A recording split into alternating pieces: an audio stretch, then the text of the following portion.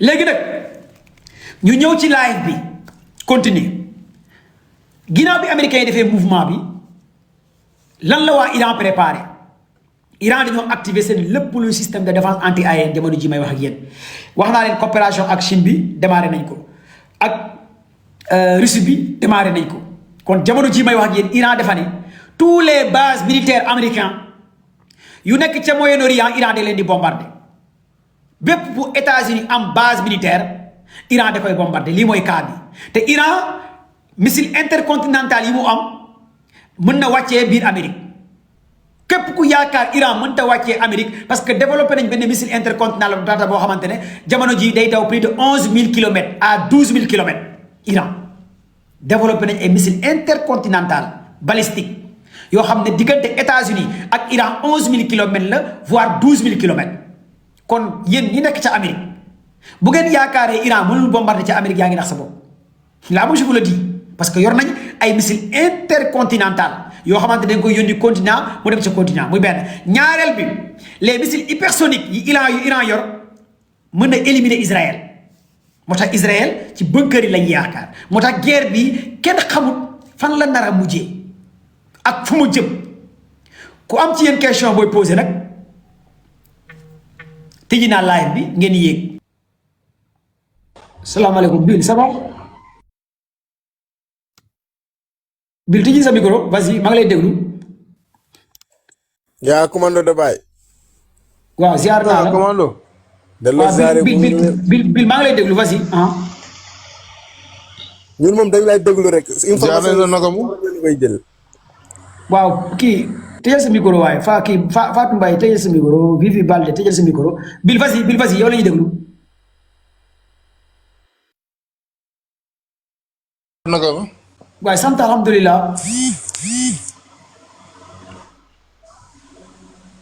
mais situation bi garaaw na au Moyen-Orient.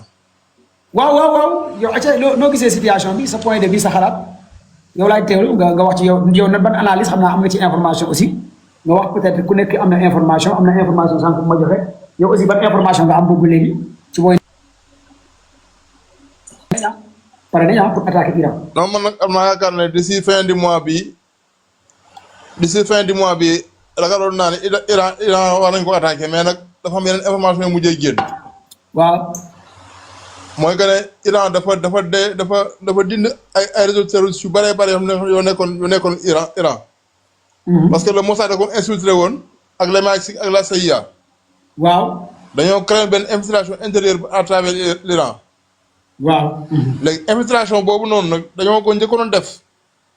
mais fi ko njëkk a defee mooy dañ ko defoon boobu dañ ko defee dafa amoon benn communication par internet bi la nekkoon quoi.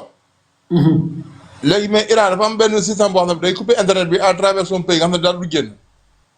ok. léegi nag à travers internet boobu ci lay localiser tous les terroristes. mais deuxième vague bi Israël dafa choisir jël ay kit Starlink jox ko les rebelles yi nga xam ne ñoo nekk biir Iran. ce sont des agents Mossad la woon quoi agent Mossad ak MI6 ak waa CIA. ñu jox leen ay kit Starlink di communiquer ak ñoom. mais comme que Starlink moom la Ukraine daa utiliser en Russie. la Russie dafa defoon benn système boo xamante ne nii day mën a détecter benn Starlink fu mu nekk. nga xam ne day détecter source bi ak transmission fan la jëm. léegi nag Russie moom moo fexe ba Iran am technologie boobu noonu. bi mu amee technologie boobu nag. nga xam ne ci li waroon a coordonner attaque intérieure yi. parce que bu fekkente ne en extérieur la Israël bëgg attaquer Iran du mën a nekk parce que problème mooy il y a le système de défense iranien boo xam ne dafa am doole. waaw surtout. mais dañoo programme benn attaque intérieure à travers l'Iran. comme ni ñu defoon ci la guerre des 12 jours. waaw nga xam ne les drones yi nga xam ne yoroon ray iranien bi Iran doon déparé. mais nag léegi bi xam ne les israéliens jël nañ Starlink bi nga xam jox ko iranien yi nga xamante ne nit ñi ay traître lañ. Russie dafa jox beneen technologie Iran boo xamante ni day détecté képp koo xamante ne yaa Starlink. léegi nag Iran dafa bloqué Starlink yi pare xam seen position. démantelé leen nag. léegi nag dañoo programme woon def benn attaque d'envergure boo xamante fin du mois bii la waroon nekk. mais après information yi mujjee jot parce que problème mooy ñi waroon a coordonner attaque yi à l'intérieur. doonuñu ko man ouais. parce que Iran dafa fexe ba nga xamante ni le GPS américain. dooru dox biir Iran. dëgg la. nga xam ne Iran trou noir lay nekk ci GPS américain bi. je viens de recevoir un message. Iran dafay noonu. je viens de recevoir nekk après. dama mooy bëgg a que dafa am lu ñuy wooyee. dama bëgg a jot benn message suñu groupe Telegram benn message bi ma jot suñu groupe Telegram international le commandant des forces aérospéciales des gardiens de la révolution moo génnee benn communiqué le commandant des forces aérospéciales des gardiens de la révolution bu Iran moo génnee léegi benn communiqué ne Donald Trump qu'il agisse qu'il arrête de parler il parle trop qu'il chasse il va recevoir une réponse sur le champ de bataille minute à la minute à bon entendeur salam lii mooy message bi nga xamante ne le commandant des forces aérospéciales des gardiens de la révolution iranienne moo ko tweeté mu ne Donald Trump qu'il arrête de parler il parle trop qu'il chasse quelles que soient les circonstances qu'il recevra une réponse sur le champ de bataille minute à la minute à bon entendeur salam lii la commandant des forces aérospéciales bu Iran tweeté jamono jii may wax ak yéen kon waa Iran pare nañ ma bàyyi bil nga continuer. ah mbir mi doy na waar de mbir mi vraiment mbir mi moom. non loolu dëgg la Iran bala yàgg xam nga Iran problème mooy dafa jaaxal américains yi sur le plan technologique. lii moom dafa yéeme quoi. parce que nee naa la benn porte avion bu ne 5000 personnes d'un coup la. benn porte avion. boo ko couler 5000 personnes ngay couler d'un coup. te day milliards et des milliards de dollars ngay yàq. parce que porte avion daa cher. ouais c'est sûr hein. te les porte avions américains sont vulnérables à travers les missiles hypersoniques. sont vulnérables à travers les missiles hypersoniques. ouais. parce que loolu la Yémen da koo testé réussir ko. te armes yi nga xam ne moom la Yémen yoroon pour essayer loolu noonu Iran moo leen ko joxoon. dëgg la. kon déjà Iran xam na yoon wi. léegi nag américain la moo tax ñu am problème pour song Iran fi ñu toll nii parce que problème mooy. dafa am ñu waroon nekk sur le terrain. waaw. def li ñu woowee le pointage laser pointage laser boo ko defee mooy guider missile bi ba nga xamante ne nii faisceau laser boobu lay topp. léegi nag ñooñu waroon def pointage laser boobu noonu mooy les infiltrés la Iran jàpp ñëpp la jàpp. à travers Starlink. parce que Starlink moo vulnérable léegi. parce que dafa yaakaar Elon Musk dafa koo créé woon ba yaakaar ne kenn mënu koo pirater. mais les Russes ont parvenu à le pirater. léegi nag ces mêmes Russes là ñoo jox la technologie les Iraniens. léegi nag c'est à travers Starlink moom lañ leen di toppee. ba ma leen a jàpp benn par benn. dëgg la. léegi nag États-Unis dafa amaat beneen affaire bu mu am. mooy que ne l'Iran dafa génne ces 3 derniers mois. day génne 3 façons technologie militaire yi bokkut. premièrement Iran léegi am na ICBM mooy missile intercontinental. d'une portée de 10 000 kilomètres. xam nga beneen bi. mooy que ne Iran dafa créé yeneen drone yoo xam ne ay drone porteurs de charge lañ mooy drone yoo xam ne yor ay missiles. bokkut ak drone suicide yi. te la dernière création des drones iraniens mën naa def 24 heures sur les airs. xam nga la troisième bi nag mooy lim créé li jaaxal ñëpp mooy le trou noir. waaw mais trou noir bi nag moo gis dara. trou noir bi nag moo jaaxal ñëpp. trou noir boobu moo jaaxal même les navires commerciaux yi nga xamante ne yoon nekku ci. non foofu dafa doy waar commande dafa doy waar. parce que même les navires commerciaux yi nga xam ne seen yoon nekku ci laa wax de seen navires commerciaux yi nga xam ne seen yoon nekku ci. am na ñoo xam ne bu ñu xool seen position dañoo nekk seen position ci biir suuf si. au lieu ñu ne ci géej gi biir suuf si lañ nekk. imagine navire buy daw ci biir géej gi xool position bi nga nekk ci biir suuf si. parce que loolu mooy lan mooy que ne lépp loo xamante ne élément de navigation bi amoon day réer carrément. léegi yow doo xam exactement fan nga nekk. ouais c'est sûr hein. non loolu moo doy waar ci Iran li mu créé loolu moo ci doy waar. parce que problème mooy sans guidage. sans guidage munoo am lenn loo mën a def loo réussir parce que problème mooy munoo orienter ses missiles munoo orienter ses avions munoo orienter dara. xam nga loolu moo doy waar commando.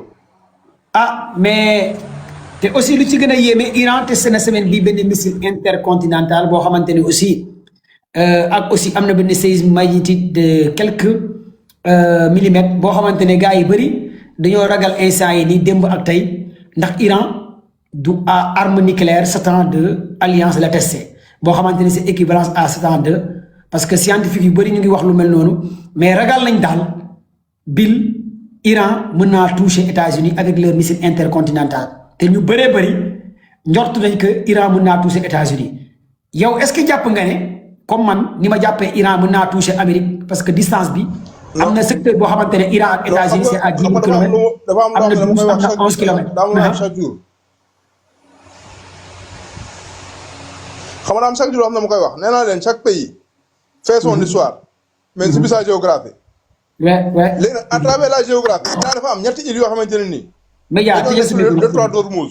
îles yooyu noonu boo leen dee xool dañuy représenté comme ni ñuy représenté ay sous-marin insubmersible lay représenté. les 3 îles pro yoo xam ne iranien moo ko moom les 3 îles la yoo xam ne sur le Détroit d'Ormuz la nekk. commando Baye. man moom sama wax ji bu bari lu di la ñaanal di la gërëm di la wax fi nga jàpp foofu la ñu moom information yi yëpp si yow lañu koy jël man sama boobu xaw ma keneen waaye man instant bi luy xew si mundu bi luy xew si jamono bi instant bi luy xew si jamono bi instant bi nii yëpp si yow laa koy xam instant bi nii moom xaw ma nag suñu président bi Allemagne dugg na si wala dugg si loolu moom dégg ma nga siy wax xaw ma nag waaye nag ñu ngi sant yàlla bu baax si li nga ñuy jox président ban président comme lan mooy fii Allemagne xaw ma Allemagne moom dafa nekk si affaire guerre yi wala lan comme ñu daw xam nga man damaa ragal man moom damay daw rek. yow foo nekk yow Allemagne. Allemagne laa nekk waaye bu ma déggee dugg na rek ma génn Allemagne loolu moom amul benn ñaari sax. kon de di nga génn Allemagne parce que Amérique bu duggee ci guerre ak Iran alliance bi dugg waa Allemagne dañuy jàppale Amérique bu yóbboo nga préparer sa yére sa koppor say bagage boo amee sa dara sa compte banque nga retiré ko nga delloo ko Sénégal waaw boo amee loo fa investir nga fexe nga delloo ko mais safara si moom bu tàkkee waxuma la Allemagne ba Paris ba Bruxelles. ba Belgique ba Italie ba Milan day jaar nii lay caravane lay doon la moom je vous le dis. bu ñu àggee ci yeneen guerre yi moom. daa je vous le dis bu yeboo nga waajal sa bopp waaw loo am loo yónnee daal yónnee. man li ngay wax ni maa ngi koy dégg bu baax wallaahi li nekk si sama compte lu fa nekkee lu dul faagaat bu ñu ñëw jël faagaat ay affaire yi nga xamante ni da ngay fay par weer loolu kese moo nekk sama compte man sama compte dara nekk fa lépp dama xaw a génne. très bien barki si damaa génne lépp man fu ma nekkee nii pare naa de man moom fu ma nekkee nii pare naa.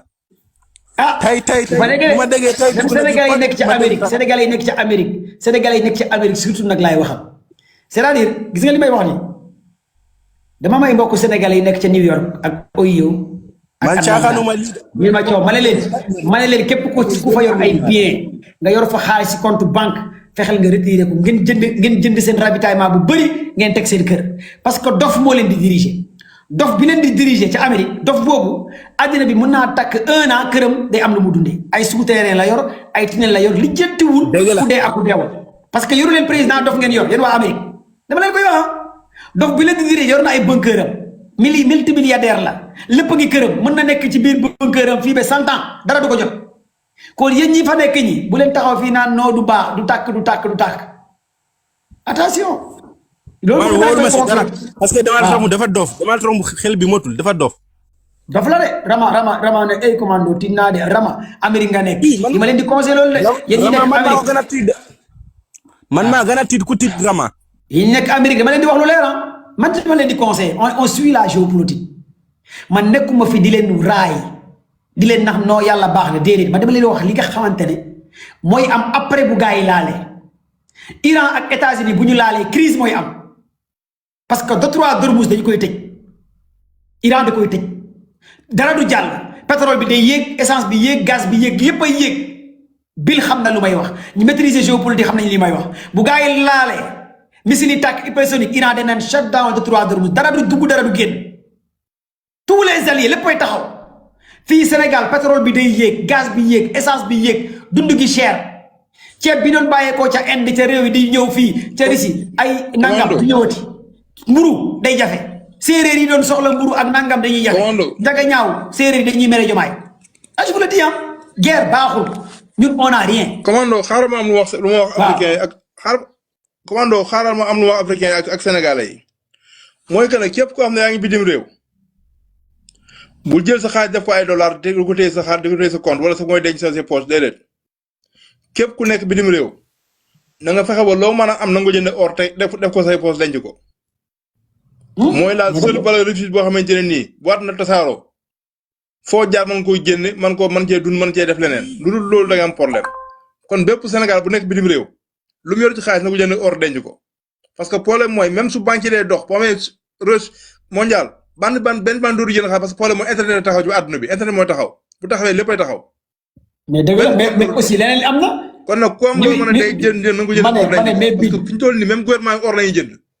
carrément mais leneen li am na waa Kër Sëñ Touba yi nekk ca New York boo bëggee yónnee xaalis ci Sénégal ñoom loo soxla dañu la koy dugal boo nekkee États-Unis nga am ay 25 millions CFA nga xam ne boo ko weccee 25 millions 30 millions la xaalis mais sa xaalis boobu lan lay def Amérique lan noo mën a nekkee États-Unis nga yor ay xaalis yor nangam nga ko fay bàyyi mais doo ko jël nga delloo ko fi nga dëkk bu nekkee Kaolack nga dëkk nga am loo yóbbu Kaolack wala Touba wala feneen nga toog fa bu dee kott na jënd nga ñëw delluwaat ci sa kër wala nga fexe nga jënd ay kër nga xam ne dëkk bi bu crise nga delluwaat bu jaayaat sa kër après nga mën a delluwaat ci Amérique mais nit ki da ngay muus mais bul ne bu lii bu ma ko def il faut être nit da nga war a préparer sa bopp yéen xam ngeen ne que bientôt 1 an 2 ans gaa yaa ngi waaj a laale yéen xam ngeen loolu déglu ngeen ñaata pétrolier navire la États-Unis jàpp ca Russie ñaar Russie mu ngi téye dans américain yaa ngi téye dans les Russes Iran taxaw fële États-Unis taxaw fële mu leer la ne yii dañuy laale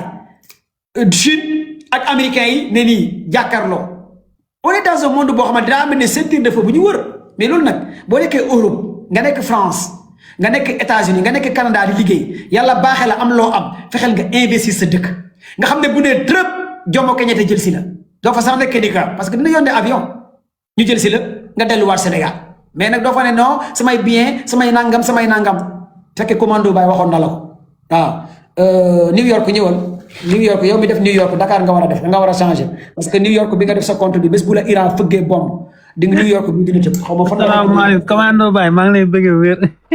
New York bii nga war a dindi nga def Dakar yéen waane ngeen lool ay New York yooyu. yow gerte gi am ngay def New York sama laaj bi bul tax gars yi yónnee ma fi benn missile de. da ngay changer New York bi. kenn dinaa ko changer mais sama ndijaay wax ji yëpp moom ñemewul Iran sama ndijaay moom ñemewul Iran.